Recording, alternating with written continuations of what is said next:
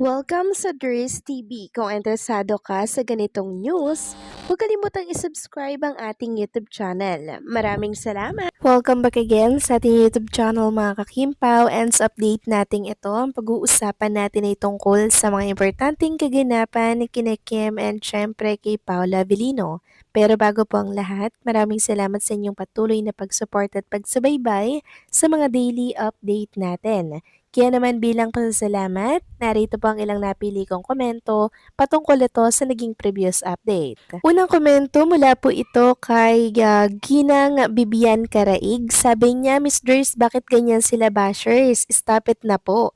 No evidence kasi inggit sila kaya happiness namin ang Kimpaw. Kahit senior na ako, still don't believe in them po. Baka ma-stress lang tayo.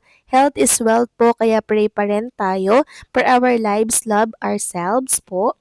Action drama comedy, kayang-kaya nila yan naman. For Kimpaw please, with moral lesson. So maraming salamat sa komento, Ginang Bibian Karaig. Tama po ang inyong ginagawa, wag po kayong magpapaka-stress, wag po kayong magpapa-apekto sa mga nababasa natin sa mundo ng social media, sa mga fake news, sa mga napapanood po natin dahil wala po yung katotohanan, lalo't higit hindi naman yan nagmula mismo kay Kim and Paula Avellino. Tapos wala din silang maipakitang picture. Pawang pananakot lamang mga kakimpaw para isipin natin na ay may bala sila kay Paulo. Pero ang totoo mga kakimpaw, wala naman pala dahil ginagawa lamang nila yon, sinasabi lamang nila yon para maniwala tayo sa mga sinasabi nila na which is hindi mangyayari. Kasi mas kilala natin si Paulo kesa po sa mga paninira nila laban sa Kimpaw or mismong kay Paula Avellino mga kakimpaw. 'Di ba? Mas kilala natin silang dalawa kaya kahit anong maglabasan po na paninira, tatawanan na lang natin 'yan kasi wala naman silang ebidensya, 'di ba? Wala silang ebidensya. So maraming salamat sa komento Ginang Vivian Karai, God bless and mabuhay kayo. Next comment naman mula po kay Ginang Merlita Aurea Rodriguez. Sabi niya dito, hello Mistress. Ako dahil nga mahal natin ang Kimpaw minsan, nadadala ako ng bashers. Itong mga naglalabasan na yung mga anay na bashers. At nang lumabas na nga yung wala lang, tapos yung 100% ni Paulo at yung World Tour at the Alibay at yung iba pang mga project ng Kimpaw, ang dami ng bashers na nagsisilabasan. Parang bumabalik yung mga bashers nung salin lang na kung ano-ano mga pambabash kay Kim pero mas dumami sila dahil tinalo yung wala lang ng 100%.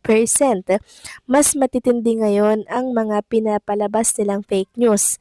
Ang Pilipino nga naman, kayang siraan or sirain ang isang tao na mabait at nakakabigay ng tulong sa mga nangangailangan na habang ang ibang hindi na nga nakakatulong at walang ambag sa lipunan, sila pa yung maraming nasasabi at naninira katulad ng anay. Sila yung tinatawag na anay sa lipunan, sabi wag daw pansinin pero naisip ko kung pababayaan sila, lalala sakit yan.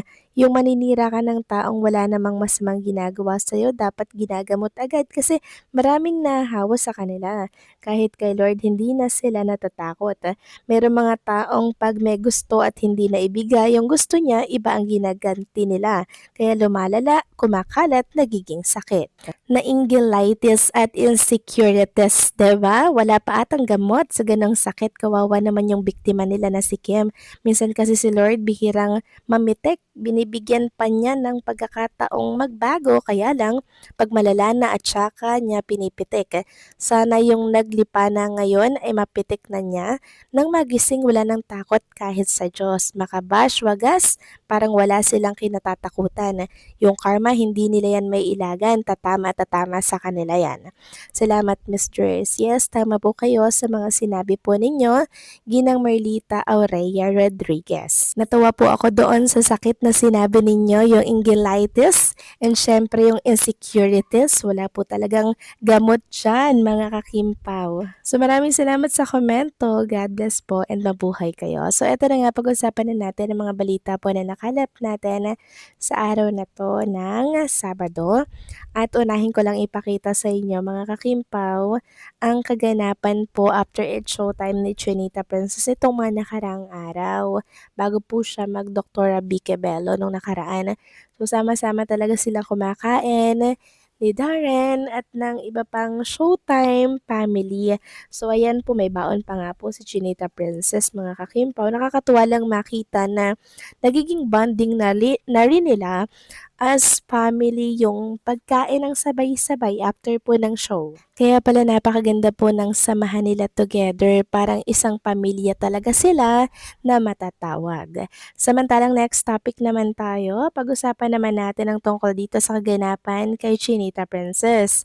So si Kim Chiu po ay umalis na mga kakimpaw papunta po ng Cebu para yan sa ganap niya po sa Julius Bake Shop. So makikita nyo dyan mga kakimpaw, si Kim kasama niya po si Isaiah, ang kanyang photographer slash videographer. So wala po dito si Paula Avellino mga kakimpaw kasi babalik din po agad si Chinita Princess ng Manila. So saglitan lang po talaga ito. And then, syempre, magche-check ng Hope niya, which is yung business niya po na House of Little Bunny na mga bag. So grabe lang mga kakimpaw, no? Talagang wala na pong pahinga si Chinita Princess hanggat meron pong offer sa kanya, sa mga endorsement niya po na kailangan gawin. Go lang ng go si Chinita Princess. Pero sana wag niya pong pabayaan ang kanyang kalusugan, ang kanya pong sarili.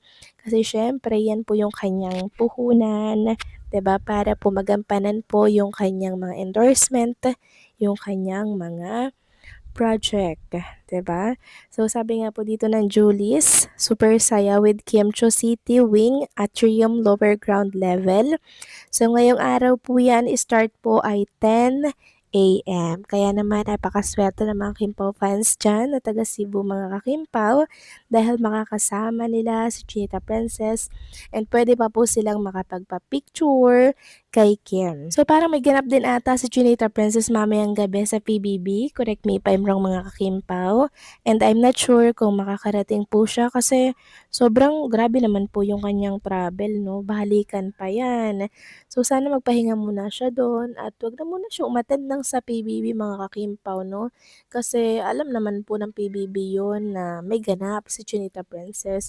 Pero si Kim hanggat kaya niya po, talagang ginagrab niya, hindi niya po pinapalagpas yung ganap. 'Di ba? Sobrang sipag mga kakimpaw. Pero sa totoo lang mga kakimpaw, yung kanyang kasipagan na yan, sobra-sobra na po yan. Kasi si Kim Chiu talaga namang stable na po yung kanyang buhay, 'di ba? Pero hangga't kaya niya pa rin, grind pa rin siya ng grind hangga't may pagkakataon kasi ang katwiran niya, pag tumanda na siya, syempre lalamihan na yung career. Kaya hangga't bata pa, sinusulit niya.